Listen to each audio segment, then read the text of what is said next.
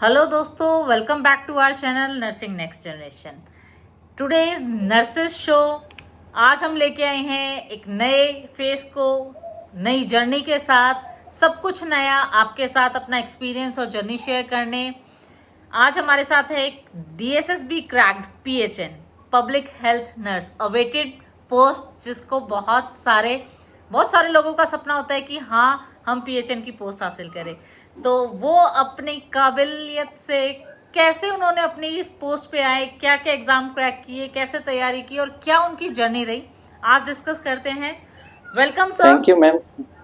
इनका इंट्रोडक्शन छोटा सा देती हूँ मैं कि मिस्टर नरेंद्र हैं। मिस्टर नरेंद्र सर जो एक PHN है south west district Delhi Dwarka में। सर प्लीज छोटा सा इंट्रोडक्शन दीजिए। थैंक यू मैम, आपका स्वागत करता हूँ। सबसे पहले तो आपने मुझे एक मंच दिया और जो लोग जानना चाहते हैं PHNO की पोस्ट के बारे में, उनको जितनी मेरे पास इंफॉर्मेशन है वो मैं साझा करूँगा आपके यूट्यूब चैनल के माध्यम से। तो सबसे पहले तो आपका थैंक यू। जैसा कि आपने मेरा नाम बताया, मेरा नाम नरेंद्र कुमार मीना है और मैं DSSB में PHNO के पद पर कार्यरत हूँ। और मेरी जो ज्वाइनिंग डेट है वो 21/12/2017 से मैं यहीं DSSB में PHNO के पद पर कार्यरत। ये मेरा छोटा सा इंट्रोडक्शन है। अलवर राजस्थान का मैं निवासी हूँ। तो थैंक यू मैम, एक बार अगेन आपने मुझे ये अपॉर्चुनिटी प्रदान करी। ओके सर, मतलब आप अभी लेटेस्ट ज्वाइनी है, बहुत ज़्यादा टाइम नहीं हुआ है, तो आप हमारे जो नेक्स्ट एस्पिरेंट्स हैं उनको बहुत अच्छे से गाइड कर सकते हैं। सो आप थोड़ा सा बताइए कि आपकी नर्सिंग की जर्नी कैसे स्टार्ट हुई, मतलब किसने आपको इंट्रोड्यूस किया नर्सिंग का? एक्चुअली मैम जब 12th के बाद में थोड़ा सा क्लियर नहीं था, छोटे शहर में रहते थे, हमारा ऐसा कुछ गोल कुछ एम था नहीं, तो जो फादर मदर कह देते थे उसी हिसाब से हम कर लेते थे। तो हमारे फादर साहब ने डिसाइड किया कि चलो ठीक है BSc नर्सिंग करवा देते हैं। हमको इतनी नॉलेज नहीं थी। 12th के बाद में एक्चुअली थोड़ा सा डिस्टर्ब हो गए थे कि क्या करें क्या नहीं करें। पहले पापा ने बोला कि STC करवा देते हैं, फिर 2-3 महीने निकल गए उसी में, फिर वो PMT की तैयारी करवाई, 6 महीने वो तैयारी की, लेकिन वो सिलेक्शन हो नहीं पाया। फिर उन्होंने नेक्स्ट ईयर अखबार में वो निकला था एडवर्टाइजमेंट, एक कॉलेज खुली थी हमारे फर्स्ट टाइम, जो हमारा फर्स्ट बैच था, और वहीं से मैंने BSc नर्सिंग किया अलवर से ही। ओके। तो वहाँ से मेरी जर्नी स्टार्ट हुई और 2013 में मेरी BSc नर्सिंग कंप्लीट हो गई। RUHS Rajasthan university of health science university लगती है, और जो हमारी कॉलेज का नाम था वो अलवर कॉलेज ऑफ नर्सिंग था जी। ओके, मतलब आप अपने कॉलेज के फर्स्ट बैच वाले हैं, तो एक अलग ही एक्सपीरियंस होगा क्योंकि आपके सीनियर्स नहीं थे, कोई गाइडेंस नहीं थी, कोई बताने वाला नहीं था, तो किस तरीके से आगे बढ़े। इंटरेस्टिंग जर्नी होने वाली है। तो इस शो को पूरा एंड तक देखना, इनकी जर्नी जरूर सुनना कि कैसे इन्होंने अपना कॉलेज के दिन बिताए और कैसे PHN के लेवल तक आए। अच्छा सर, एक बात बताइए, जब आपने अपनी BSc नर्सिंग कर ली 2013 में, तो उसके बाद आपको PHN के लिए आइडिया कैसे आया? एक्चुअली मैडम आपको उसके बाद तो मैंने कॉलेज में टीचिंग की थी। 2013 में जब मेरी BSc नर्सिंग कंप्लीट हुई तो जो हमारे प्रिंसिपल सर थे उन्होंने मुझे बोल दिया था कि आप इस कॉलेज में, उसमें एक्चुअली साथ में GNM का भी था, तो उन्होंने बोल दिया था कि आप GNM को टीचिंग करवा सकते हो। और जब खाली बैठे थे तो सोचा कुछ कर लेते हैं। कॉलेज घर के पास में ही था, थोड़े बहुत पैसे भी दे रहे थे, हमने सोचा कि थोड़ी तैयारी भी बनी रहेगी और कंटिन्यूटी रहेगी, प्रिपरेशन होगी साथ में और कुछ पैसे भी मिल जाएंगे। तो वहाँ से एज ए कॉलेज लेक्चरर मैंने स्टार्ट किया और फिर उसके बाद मैंने PGI का जॉब किया है 1.5 ईयर। PGI जो चंडीगढ़ में है, वहाँ पे एज ए नर्सिंग ऑफिसर मेरा सिलेक्शन हुआ है। उसके बाद में मैंने एम्स में भी काम किया है, एम्स दिल्ली में, वहाँ भी 1.5 ईयर्स तक मैंने जॉब की है। और उसके बाद में उसी दौरान ये DSSB की वैकेंसी आई थी 2014 या 15 के समय ये विज्ञापन आया था, और उस समय मैंने ये एग्जाम, मेरा इंटरेस्ट एक्चुअली क्लिनिकल में कम ही है, अगर मैं आपको रियलिटी बताऊं तो मेरा इंटरेस्ट नॉन क्लिनिकल साइड ही है। तो जैसे ही मुझे PHN की पोस्ट के बारे में पता चला कि इसमें क्या नेचर ऑफ वर्क क्या होता है और किस तरीके से काम होता है, तो मेरा इंटरेस्ट इसी में था और मुझे पता चली कि इसमें और भी ये सब्जेक्ट आती हैं, नर्सिंग के अलावा 5 सब्जेक्ट और आती हैं, जैसे हमारे नर्सिंग ऑफिसर में भी आती हैं डीएसएसबी में, तो उसी तरह से पीएचएन में भी आती थी। तो उसी टाइम मैंने कोचिंग जाना स्टार्ट कर दिया। पहले कॉलेज में पढ़ाता था 2 बजे तक और फिर शाम को खुद कोचिंग जाता था मैथ और रीजनिंग की और इंग्लिश की, ताकि ये पीएचएन वाला मौका मेरे हाथ से जाए ना। लिमिटेड वैकेंसी थी, 70 वैकेंसी थी, तो मैंने उसमें पूरा एफर्ट डाला और ईश्वर की कृपा से फाइनली सिलेक्शन हुआ और आज मैं इस पद पर कार्यरत हूँ। कॉन्ग्रेचुलेशंस, मतलब आप अपने ड्रीम जॉब कर रहे जी हैं मैम। प्रेजेंट। सो जब आप पीजीआई चंडीगढ़ में थे तो वहाँ किस डिपार्टमेंट में पोस्टेड थे और वहाँ की जर्नी आपके लिए मैडम मैं कैसी रही? कैथ लैब में पोस्टेड था और वहाँ की जर्नी भी इंटरेस्टिंग रही। थोड़ा सा उस टाइम पे पीजीआई में ऑर्डर निकला था कि वो रात को, जैसे अब शिफ्टिंग ड्यूटी होती है नर्सिंग ऑफिसर्स की, सुबह 8 to 2, 2 to 8, लेकिन उस टाइम पे क्या कर दिया था कि सुबह 6 to 2 और 2 to 10 उस तरीके से कर दी थी ड्यूटी। अब जैसे हमको रात में 10 बज जाते, 10 के 11 बज जाते रूम पे पहुंचने में, और सुबह जैसे अर्ली मॉर्निंग ड्यूटी लग गई तो सुबह जल्दी जग के और फिर ऑफिस के लिए 6 बजे पहुंचना होता था। तो उस दौरान हमने काम किया है, तो थोड़ा हेक्टिक तो था, लेकिन उसका भी अपना एक वो था, उस टाइम पे एनर्जी थी, वो सब चीजें थी, तो वो इजीली हो गई थी। कैथ लैब में पोस्टिंग थी मेरी। New life, new government job, new passion, तो जोश जी जोश मैम में जी। किया। और एम्स दिल्ली क्रैक किया है, मतलब आप तो सर, मतलब सैल्यूट है कि आप इतने ज्यादा एग्जाम क्रैक करके आए हैं।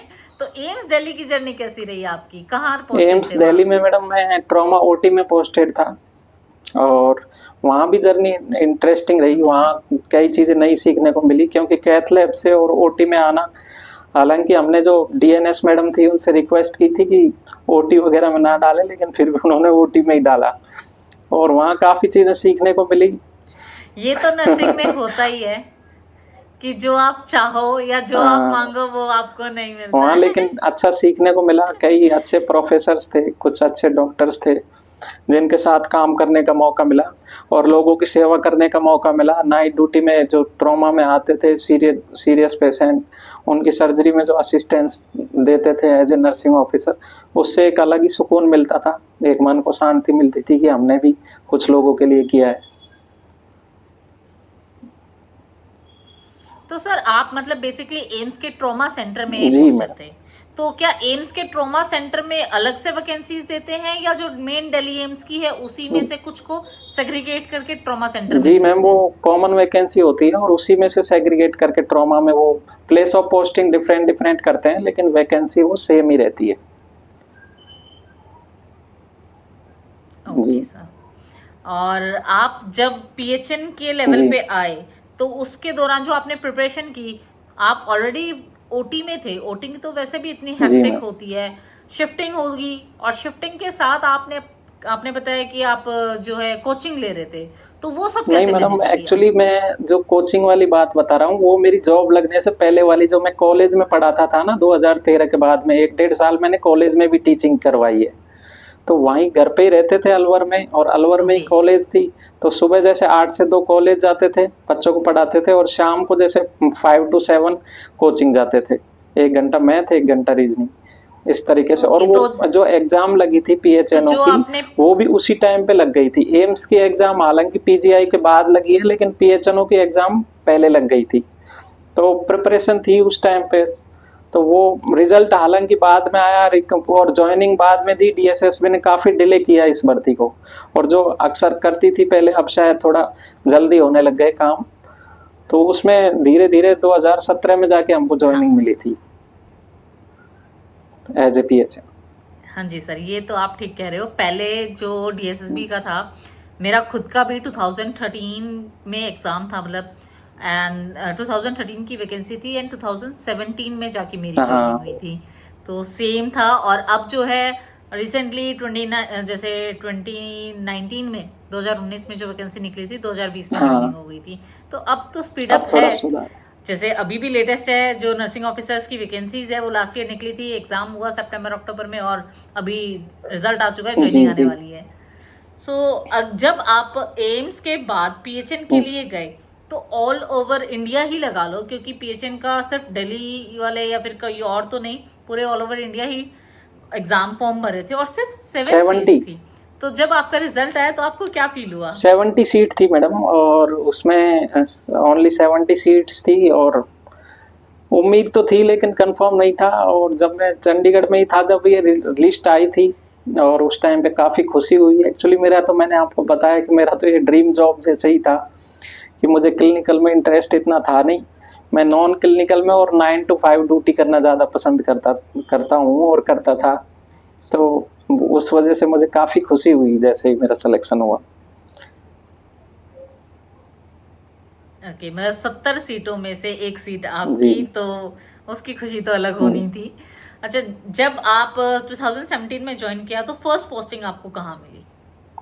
कहाँ पे मैडम? ये एज ए PHN हो? एज ए PHN हो मुझे वेस्ट डिस्ट्रिक्ट मिला था, और मैंने वहाँ पे 2 या 3 मंथ काम किया होगा। फिर एक जो हमारे साथ की PHNO है, उन्होंने मुझे म्यूचुअल के लिए रिक्वेस्ट के लिए बोला कि आप साउथ वेस्ट आ जाइए, मैं वेस्ट चली जाऊंगी।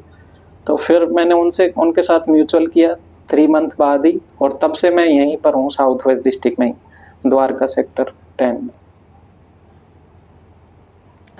ओके, आप DPMU ऑफिस द्वारका सेक्टर 10 में वर्किंग हो अभी। आप अपना थोड़ा सा एक वर्क शेड्यूल बताएंगे कि पूरे दिन की आपकी दिनचर्या कैसी होती है, या फिर एक PHN की जिम्मेदारियां क्या क्या होती हैं? PHN के में मल्टीपल काम होते हैं। जैसे मैं अपने बारे में बताता हूँ कि मेरे पास एक्चुअली 3 प्रोग्राम हैं जो नेशनल हेल्थ प्रोग्राम चलते हैं। NTCP है, नेशनल टोबैको कंट्रोल प्रोग्राम है, और एक NPNCD है, national programme for non communicable diseases, और एक NVSCP है, national viral hepatitis control programme. तो ये 3 प्रोग्रामों में जो एक्टिविटी आती है स्टेट से और नेशनल लेवल पे जो भी एक्टिविटी आती है और जो भी वो डिस्ट्रिक्ट से अपेक्षा करते हैं, तो उसमें PHN की एक महत्वपूर्ण भूमिका रहती है। जैसे मैं फॉर एग्जांपल बताता हूँ कि NTCP में जो काम होता है उसमें एनफोर्समेंट का भी काम होता है और अवेयरनेस का भी काम होता है। एनफोर्समेंट में हमारी एनफोर्समेंट टीम्स होती हैं जो चालान करती हैं, और इसमें एक एक्ट होता है, COTPA act, cigarette and other tobacco product act 2003। तो उसमें जो पब्लिक प्लेस में जो स्मोकिंग करते हुए पाए जाते हैं, या फिर जो वेंडर्स जो खुली सिगरेट बेचते हैं, इस तरह के जो भी कानूनी जुर्म होते हैं, तो उसमें उनका चालान होता है। तो ये हमारी टीम करती है, उसमें मैं भी एक हिस्सा हूँ उस टीम का। और जो भी फाइलिंग वर्क होता है ऑफिस में, कोई भी रिपोर्ट जैसे कंपाइलेशन तो CDO कर देता है, लेकिन उस रिपोर्ट को सुपरवाइज करना, स्टेट में भेजना, स्टेट से यदि कोई क्वेरी आती है तो उसमें डाटा कलेक्ट करना, उसको आगे फर्दर किस तरीके से क्लियर करना है, ट्रेनिंग आयोजित करवाना MOIC की, ANMs की, आसाज की, वो सब डिस्ट्रिक्ट लेवल पे PHNO करता है। और साथ में मुझे एक अतिरिक्त जिम्मेदारी भी दी गई है, PCPNDT एक्ट होता है जिसमें वो भ्रूण हत्या को रोकने के लिए गवर्नमेंट ने एक्ट बनाया था।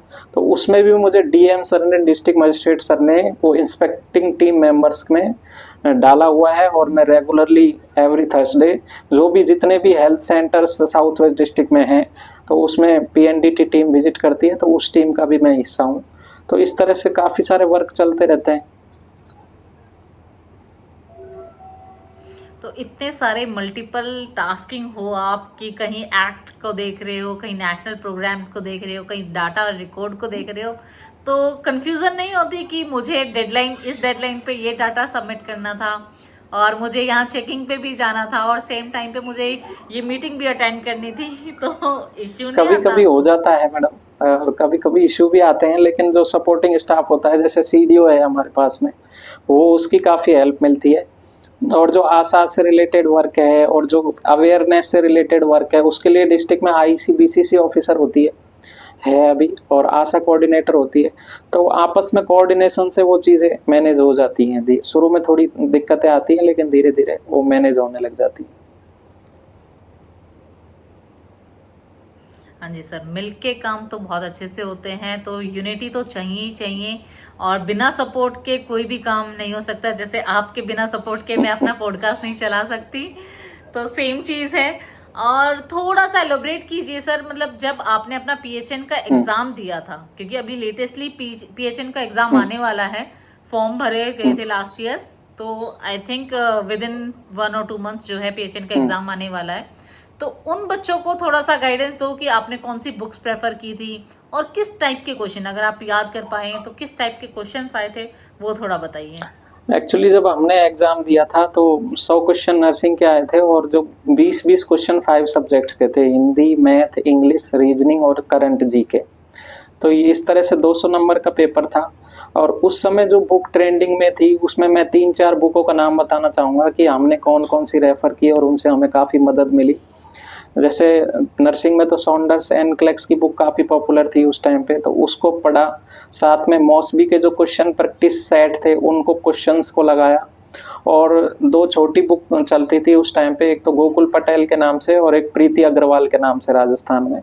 तो उनसे भी काफ़ी हेल्प मिली और उनसे डीएसएसबी में डायरेक्ट क्वेश्चन पूछे जाते थे, क्योंकि एम्स वगैरह के लिए तो उस समय मॉसबी और एनक्लेक्स ज़्यादा प्रेफर करते थे, लेकिन जो डीएसएसबी का एग्जाम था उसमें जो क्वेश्चन का लेवल था उसमें माइल्ड टू मॉडरेट क्वेश्चन पूछे जाते हैं, ज़्यादा टफ क्वेश्चन इतना नहीं पूछे जाते। तो उस हिसाब से फिर हमने प्रीति अग्रवाल और गोकुल पटेल को रेफर किया था। और साथ में जो अदर सब्जेक्ट जैसे मैंने बताया कि मैथ है, रीजनिंग, उनके लिए मैंने आपको पहले ही बताया कि मैंने कोचिंग ली थी और उनसे भी मुझे हेल्प मिली और इस तरह से मेरा सिलेक्शन हुआ फाइनली। तो मैं यही कहना चाहूंगा जो भी एस्पायरेंट तो गाइस जो पीएचएन की वो पीएचएनओ बनना चाहते हैं और आगे तैयारी कर रहे हैं तो प्रॉपर डेडिकेशन से तैयारी करें। और जो मेन इंपॉर्टेंट जो रोल रहता है वो टाइम मैनेजमेंट का रहता है एग्जाम हॉल में, क्योंकि लिमिटेड मिनट्स मिलती है और उसमें आपके 200 क्वेश्चन होते हैं। तो यदि किसी क्वेश्चन में फंसते हैं तो उसको स्किप करो, नेक्स्ट क्वेश्चन पे बढ़ो। तो फर्स्ट राउंड तो इस तरह का होना चाहिए कि एक राउंड में आप सभी क्वेश्चंस को देख लो। कई बार इजी क्वेश्चन जो हमें आते हैं वो टाइम की वजह से छूट जाते हैं। तो मेरे हिसाब से ये मैंने एग्जाम हॉल में जाने से पहले ही सोच लिया था कि मुझे एक क्वेश्चन को कितना टाइम देना है, उसी हिसाब से फिर मैंने वो पेपर अटेम्प्ट किया और उससे मुझे काफ़ी सपोर्ट मिला और मेरा सिलेक्शन हुआ। तो यही मेरा मेन संदेश है। हाँ जी सर, बिल्कुल टाइम इज की, बिल्कुल बिना टाइम मैनेजमेंट के आप कुछ भी नहीं कर सकते हो। आजकल तो 20 क्वेश्चंस का जो है पूरा ब्लॉक आता है कि आप 20 क्वेश्चंस के बाद नेक्स्ट सेशन पे चले जाओगे और आप रिवर्ट बैक नहीं कर सकते हो। तो टाइम मैनेजमेंट के बिना तो आप अपना एग्जाम वैसे भी क्रैक नहीं कर पाओगे। सर ने कुछ बुक्स बता दी है तो दोस्तों वो बुक्स जरूर प्रेफर कर लेना, क्योंकि कहीं ना कहीं आपको कुछ ना कुछ तो हेल्प मिलेगी। चलो सर नेक्स्ट क्वेश्चन पे आते हैं। आप थोड़ा सा बताएंगे कि आपका सैलरी डिफरेंस क्या रहा, जैसे आप पीजीआई में वर्क करते थे और एम्स में वर्क करते थे और अब आप पीएचएन में हो, तो क्या सैलरी डिफरेंस है और क्या पर्क्स, मतलब आपकी जो अनदर सपोर्टिंग पर्क्स मिलते हैं उसमें क्या डिफरेंस है? सैलरी में तो मैडम इतना कोई खास डिफरेंस नहीं है, लेकिन जो मेरी पसंद की जॉब थी वो मैं 9 to 5 ही जॉब करना चाहता था। एक तो मुझे वो बेनिफिट मिला। सैलरी में भी ये है कि जो नर्सिंग ऑफिसर की जो ग्रेड पे होती है वो 4600 होती है और जो पीएचएनओ की जो ग्रेड पे होती है वो 4800 होती है at the time of entrance in the services. तो वो एक फ़र्क तो रहता ही है 4600 और 4800 में। और फिर एमएससीपी वगैरह में भी फ़ायदा मिलता है और जो अलाउंसेस वगैरह है जो ग्रेड पे के हिसाब से ही सब चीज़ें इम्प्लीमेंट होती है, तो उसमें भी थोड़ा बहुत बेनिफिट रहता है। और नाइट ड्यूटी वगैरह नहीं लगती जैसे मैंने एम्स में काम किया था तो एम्स में थोड़ा सा हेक्टिक रहता था ट्रॉमा ओटी में। कई बार 1-1, 2-2 बजे पेशेंट और फिर 3-3, 4-4 घंटे खड़े रहना, साथ में सर्जरी में कई बार 5-5 घंटे भी 6-6 घंटे भी हो जाते थे। तो नाइट काफ़ी हेक्टिक रहती थी एम्स में। और साथ में पीजीआई में भी नाइट तो इतनी हेक्टिक नहीं रहती थी, लेकिन कैथ लैब में क्या होता है वो लेड एप्रॉन पहनना होता है। वो अपने आप में एक बड़ा टास्क है, 2.5-3 किलो का लेड एप्रॉन होता है, लेकिन जो सर्विस की फीलिंग आती है, लोगों की सेवा की जो भावना की फीलिंग आती है उसके सामने ही कुछ नहीं है।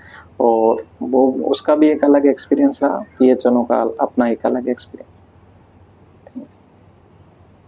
बिल्कुल, मैंने खुद ऑर्थोटी किया है तो मुझे पता है लेड एप्रन के साथ कैसे ही काम होता है और कैसे पसीने छूटते हैं। ठीक है, तो आप थोड़ा सा अपना जो, जैसे हमारा नर्सिंग ऑफिसर का क्या होता है कि आप नर्सिंग ऑफिसर से एएनएस की पोस्ट पे, एसएनओ की पोस्ट पे और एसएनओ से एएनएस डीएनएस की पोस्ट पे प्रमोशन लेवल है। तो आपकी हियरार्की क्या है? आप पीएचएन के बाद आपका प्रमोशन कोई और पोस्ट है या फिर at the last? Till retirement आप एज अ एक ड्रॉबैक कहूंगा मैडम इसको, इसके लिए हमारी जो यूनियन है वो फाइट भी कर रही है। जो सेंट्रल लेवल पे है उसमें तो पीएचएनओ की हिरार्की है प्रमोशन में, जैसे पीएचएनओ, फिर वो सीनियर पीएचएनओ, फिर वो डिस्ट्रिक्ट लेवल पीएचएनओ, और इस तरीके से वो चीफ पीएचएनओ, इस तरीके से हिरार्की है सेंट्रल लेवल पे। लेकिन वो भी अभी प्रॉपर तरीके से फंक्शनलाइज नहीं है। लेकिन डीएसएसबी में अभी वो हिरार्की नहीं है, और इसके लिए हमारी यूनियन है, जो लोग हैं वो फाइट कर रहे हैं। आने वाले समय में यदि सभी नर्सिंग फ्रेटर्निटी का सहयोग रहा तो हो सकता है ये इम्प्लीमेंट भी हो जाए आने वाले समय में। तो ये, लेकिन फिलहाल यही है कि एवरी 10 ईयर्स में एमएससीपी लगता है, जो जो ग्रेड पे होती है वो चेंज हो जाती है 48 से। सैलरी पर्क है बट प्रमोशनल हाँ पोस्ट जी, हाँ नहीं जी, है। वो 5400, फिर वो 6600, कुछ लोग हमारे जो सीनियर है वो 7600 ग्रेड पे तक भी गए हैं जो अभी रिटायर है। तो वो एक बेनिफिट है, लेकिन वो पोस्ट क्रिएशन में अभी थोड़ा मतलब टाइम लगेगा शायद। कहीं ना कहीं मेरे को लग रहा है जैसे एएनएम के साथ भी यही होता है। डीएसएसबी जो डीएचएस में एएनएम्स हैं वो एज अ एएनएम ही रिटायर हो जाती हैं, बल्कि एमसीडी की एएनएम्स को एलएचवी की पोस्ट भी दी जाती है। तो वो थोड़ा सा जो है गवर्नमेंट वाइज डिफरेंस है। जैसे आपने बताया सेंट्रल गवर्नमेंट का जो है हियरकी है, प्रॉपर आप चीफ पीएचएन भी बन सकते हो, बट दिल्ली गवर्नमेंट में या डीएचएस में जी, आपका अभी नहीं तक है। आप चलो, आई होप ये फाइट आगे तक जाए और दिल्ली गवर्नमेंट भी इस चीज को सुने समझे और आप लोगों को ये मौका दे कि आप कहीं जो है पोस्ट प्रमोशन भी हो और न्यू वैकेंसीज भी आती रहे। जब पीएचएन की प्रमोशन होगी तभी तो न्यू जी वैकेंसी मैम। आएगी। चलो सर, एक छोटा सा रैपिड फायर जी हम मैम। करते हैं। हमारे सेशंस होते हैं तो रैपिड फायर तो जरूरी है। आप इनमें से क्या चूज जी, करना चाहोगे, एज अ पीएचएन या फिर as a PGI nursing? PHN ma'am. जी, PHN, okay. As a PHN और as a AIIMS nursing officer? PHN ma'am. Okay. और as a AIIMS nursing officer और as a Alwar district nursing officer, Rajasthan nursing officer? उसमें ma'am एक थोड़ा सा वो है, उसमें सैलरी डिफरेंस बहुत है, चाहता था मैं तो वो यस, उसी से। That's why it is a जी रैपिड जी, फायर। उसमें तो एम्स नर्सिंग ऑफिसर प्रेफर करूँगा। Okay. And what about AIMS nursing officer or as a abroad RN? AIIMS nursing officer में। अब्रॉड नहीं, जाना पसंद नहीं? अब्रॉड में इंटरेस्ट नहीं है मेरा। ओके, अच्छा, मतलब अब्रॉड में इंटरेस्ट नहीं है लेकिन राजस्थान छोड़ के दिल्ली में रह सकते एक्चुअली मैडम वो हैं। राजस्थान दिल्ली में 2.5-3 घंटे का ही फर्क है। जैसा मैंने बताया कि अलवर में है, तो वो मेरे लिए सूटेबिलिटी वो दिल्ली है। इसलिए मैंने जोधपुर एम्स का भी एग्जाम नहीं दिया था, क्योंकि जोधपुर अलवर से डिस्टेंस है 12 आवर्स। तो उस वजह से मैंने फिर दिल्ली को, और दिल्ली में ये पीएचएनओ की पोस्ट मिल गई थी, तो फिर मैंने कहीं जाना उचित नहीं समझा। हालांकि मैं आरएएस की प्रिपरेशन जरूर कर रहा हूँ, राजस्थान एडमिनिस्ट्रेटिव सर्विसेज की। उसमें मेरा प्री क्वालिफाई हुआ है और मेन में नहीं हुआ लेकिन फिर भी चलती रहती है कुछ ना कुछ। कोई नहीं सर, आपको बेस्ट ऑफ लक और अच्छे से नेक्स्ट एग्जाम के लिए तैयारी करना कि हाँ जब भी ये वैकेंसीज निकले और आप इस वैकेंसी को अचीव कर पाओ, क्योंकि आपके स्टेप्स जो है आगे बढ़ते जा रहे हैं। तो आई होप आप ये गोल भी अचीव कर थैंक यू पाओगे। Ma'am, thank. चलो नेक्स्ट क्वेश्चन पे आते हैं। आपके क्या व्यूज हैं एज अ नर्सिंग प्रोफेशन की, जो इंडियन पॉपुलेशन है वो क्या समझती है हमारी प्रोफेशन को, कि जो नर्सिंग ऑफिसर्स हैं या जो पीएचएन्स हैं या जो एएनएम्स है, ऑल नर्सिंग कैडर, वो मतलब उनका व्यू क्या है? क्योंकि आप जो है कम्युनिटी के साथ रहते हो, आप उनको डील करते हो, तो आप ज्यादा इंटरेक्टिव रहते हो उनके साथ, तो वो एज अ नर्स क्या समझते जी हैं? मैम, एक्चुअली जो अभी जैसे सोसाइटी में इमेज थी नर्सिंग प्रोफेशन की, नर्सेज की, एएनएम्स की, वो मैं समझता हूँ कि जो जिस हिसाब से ये लोग काम करते हैं उस हिसाब से वो इमेज नहीं थी, और डाउन थी इमेज। लोग बाग उतना सम्मान नहीं देते थे, नहीं देते हैं अब। लेकिन धीरे धीरे परिवर्तन हो रहा है, और आने वाले समय में शायद लोग समझेंगे, क्योंकि जितना हार्डवर्क नर्सेज करती हैं, एएनएम्स करती हैं, पीएचएनओज करते हैं, उनका कहीं ना कहीं उनको रिकॉग्निशन इतना नहीं मिला है सोसाइटी से। तो मेरी ये रिक्वेस्ट भी रहेगी आपके चैनल के माध्यम से, जो भी लोग सुने प्लीज, क्योंकि जैसा हम वो नाइट ड्यूटी जैसे पुलिस वाले करते हैं, फौजी करते हैं, उसी तरह से नर्सिंग ऑफिसर भी करते हैं। और 6-6 घंटे 5-5 घंटे वो लेड एप्रॉन पहन के खड़े रहना इतना आसान टास्क नहीं है। तो इनकी मेहनत को समझें और एक रिकॉग्निशन दें समाज में, ताकि सब लोग अच्छी दृष्टि से, अच्छे सम्मान की दृष्टि से इनको देख सकें। बिल्कुल सर, बिल्कुल आप बिल्कुल सही कह रहे हैं। हम चाहते हैं कि हमारा रिकग्नाइजेशन जी। और अच्छा हो, लेकिन सर आप थोड़ा सा डिफरेंस बताएंगे। जैसे नर्सेस को एज अ नर्सिंग ऑफिसर अब डेजिग्नेट कर दिया गया है, तो नर्सिंग ऑफिसर वर्ड आने के बाद कुछ डिफरेंस हुआ, और जो भैया और दीदी वर्ड अभी भी चल रहा है, जैसे हॉस्पिटल्स में आप अभी भी जाओ तो स्टाफ और even we in our self हम खुद भैया दीदी बोलते हैं, तो क्या ये चेंज चाहिए और नर्सिंग ऑफिसर होने के बाद ये चेंज जरूरी है या नहीं? जी मैम, लेकिन इसके लिए तो मैं सबसे पहले अपनी कम्युनिटी को ही कहना चाहूंगा कि जो जो जो डेजिग्नेशन है उस नाम से बुलाओ। जैसे पीएचएन को पीएचएन ना बुला के पीएचएन ही बुलाओ, नर्सिंग ऑफिसर को नर्सिंग स्टाफ ना बुला के नर्सिंग ऑफिसर ही बुलाओ। सबसे पहले हम अपने आप में परिवर्तन करेंगे तो लोगों तक वो मैसेज ढंग से जाएगा, क्लियरली जाएगा। तो धीरे धीरे परिवर्तन तो हो रहा है और आने वाले समय में जरूर देखने को मिलेगा। लोग बाग अवेयर हो रहे हैं। कुछ जो डेजिग्नेशन चेंज की है गवर्नमेंट ने, इसका जरूर इम्पैक्ट आएगा, क्योंकि कहीं भी जो ऑर्डर्स में कहीं भी जो डेजिग्नेशन निकलती है तो वो ऑब्वियसली धीरे धीरे थोड़ा समय जरूर लगेगा, लेकिन आने वाले समय में जरूर इसका फर्क देखेगा और कुछ फर्क दिखने भी लगा है। हमारे राजस्थान में तो कंपाउंडर बुलाते हैं सिस्टर जी, भैया जी नहीं बुलाते वो। अच्छा, ऐसा भी एक वर्ड है? तो कंपाउंडर एक वर्ड तो आयुर्वेद बहुत में जो अलग नर्सिंग ही स्टाफ दुनिया होता का है है। उसको बुलाते तो हैं बेसिकली। आप सर या मैम, अच्छा सर या मैम कह के नहीं बोलते हैं, मतलब कंपाउंडर जो लोकल जी या भाषा में फिर बोलते हैं, स्टाफ जी या भैया दीदी? लोकल भाषा में बोलते हैं। हालांकि जो हॉस्पिटल्स में तो पेशेंट एक्चुअली वो नीडफुल होता है तो थोड़ा रेस्पेक्ट से ही बात करता है, लेकिन जो कम्युनिटी में जो बातें होती हैं वो इस तरीके से होती हैं। तो धीरे धीरे परिवर्तन आएगा जहां तक मैं सोचता हूँ। तो और मतलब सबसे पहले हमें अपने आप में परिवर्तन हमें बहुत ज्यादा प्रेशर चाहिए, बहुत ज्यादा मोटिवेशन चाहिए। अभी तक तो सर और मैडम की बात हो रही थी, अब तो यहाँ कंपाउंडर की भी बात हो रही है। तो we are the nursing officers, not the compounders और भैया दीदी। ओके सर, आप अपना कॉलेज लाइफ का बताओ। जैसे आप फर्स्ट बैच थे अपने कॉलेज का, तो आपको क्या क्या परेशानियां हुई? परेशानियां तो क्या मैडम, हमने तो एंजॉय किया थोड़ा सा। एक्चुअली लिमिटेड ही बैच था, मतलब लिमिटेड ही स्टूडेंट्स थे उस बैच में, तो बहुत अच्छे संबंध बन गए थे एक दूसरे से, काफी अच्छे तरीके से क्लोजली जानने लग गए थे सभी लोग। 15-17 स्टूडेंट्स थे हमारे बैच में, 2 लड़कियां थी और 15 लड़के थे।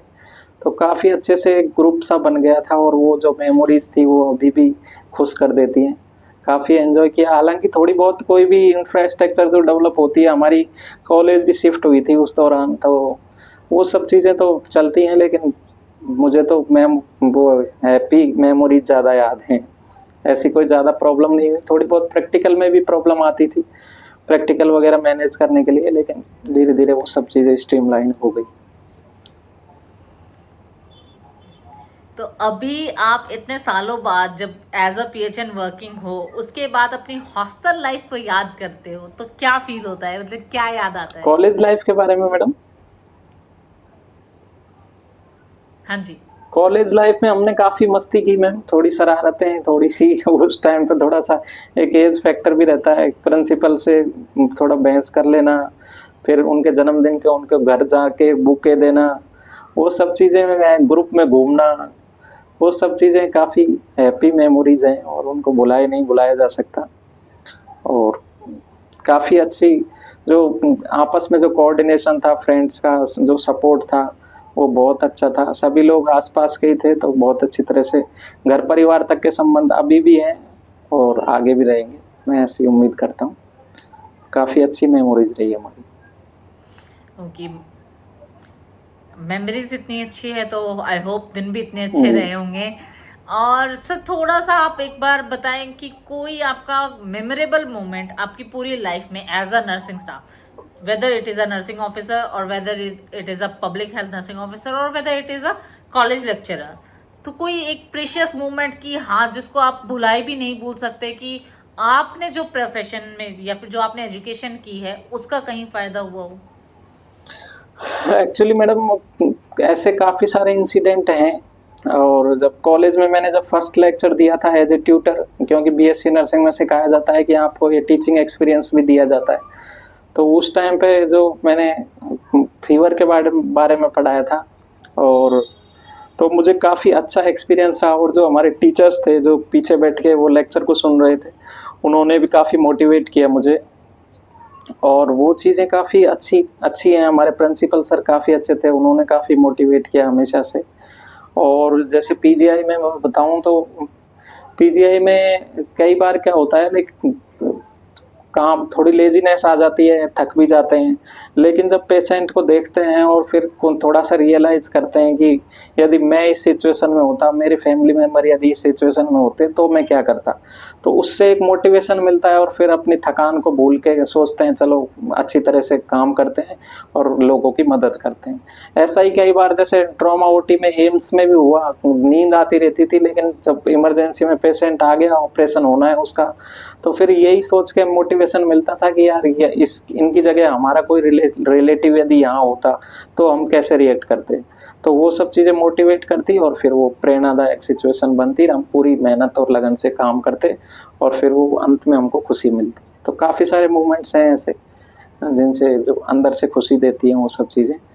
और एज ए PHNO भी कई बार रहता है, कई बार हाँ जी एज ए PHNO भी बहुत सिचुएशंस आती हैं कि इसमें कैसे डील करना है। कई बार कोई जैसे चालान में कोई बूढ़ी अम्मा बैठी है तो उसको फिर हम चालान नहीं करते, उसको समझा के छोड़ देते हैं कि अम्मा ये सब चीज़ें गलत हैं, कानूनी रूप से गलत हैं, आप इसको शिफ्ट करो, कोई दूसरी चीज़ करो, इस तरह से यहाँ को आसपास स्कूल के आसपास ये सब चीज़ें मत बेचो।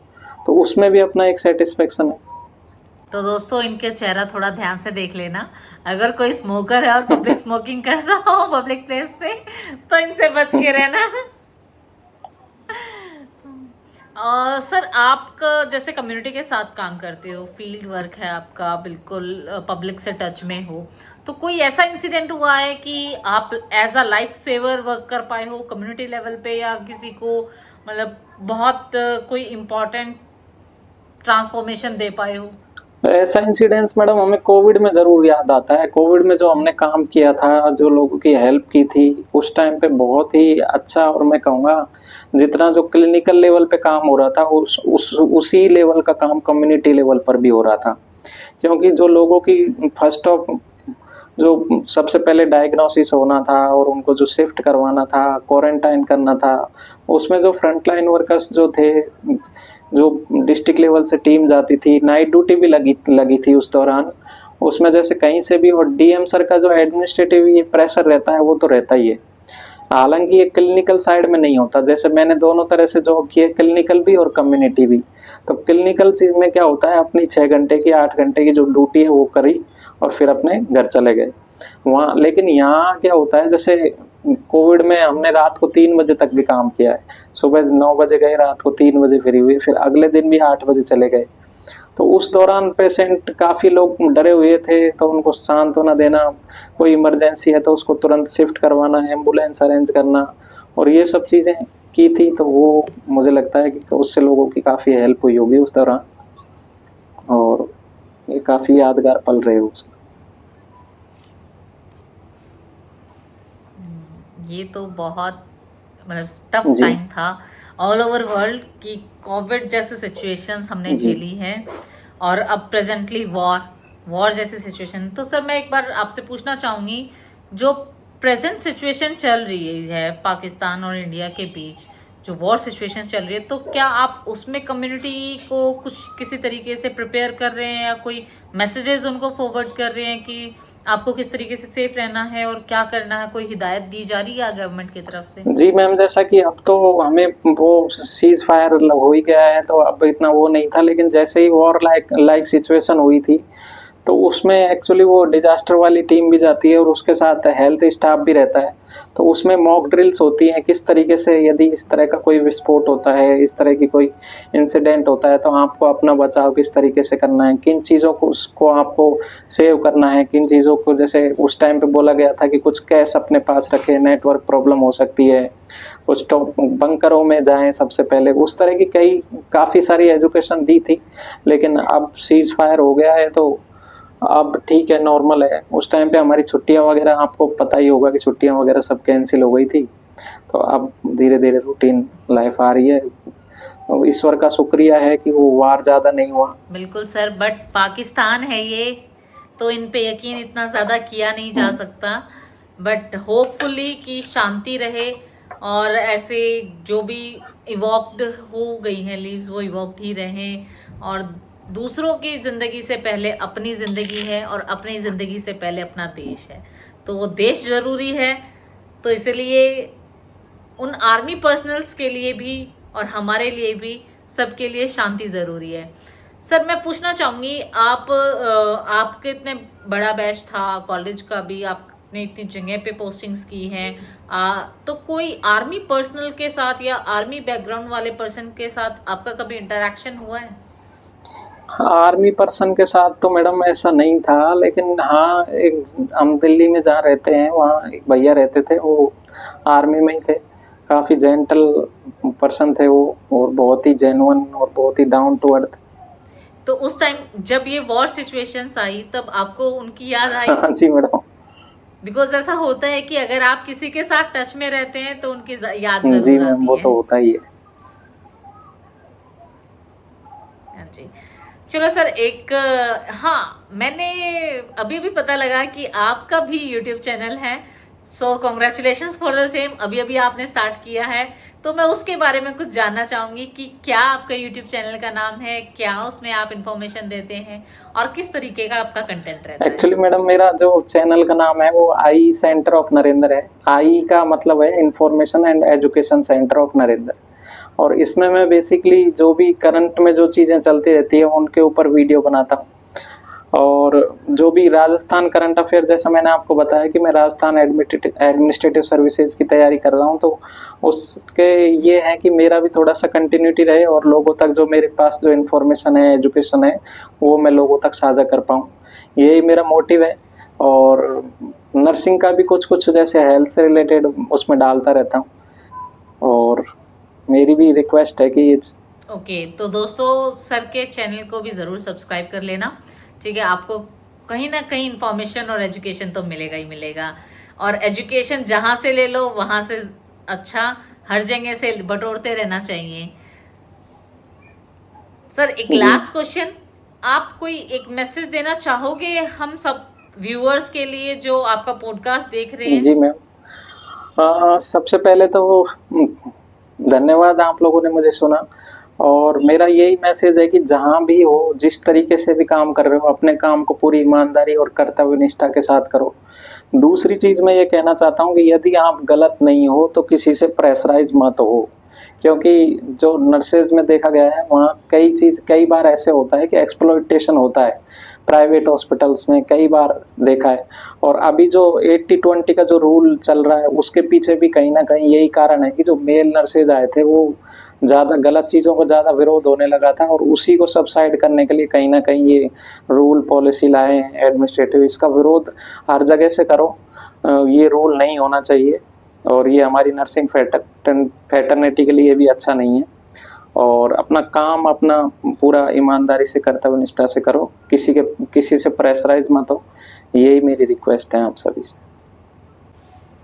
बहुत अच्छा बोला सर, बिल्कुल सही कि हमें अपने काम को अपना प्यार और लगन पूरी ईमानदारी के साथ करना चाहिए। अगर हम गलत अपने काम के साथ होंगे तो हमारे साथ भी गलत होगा।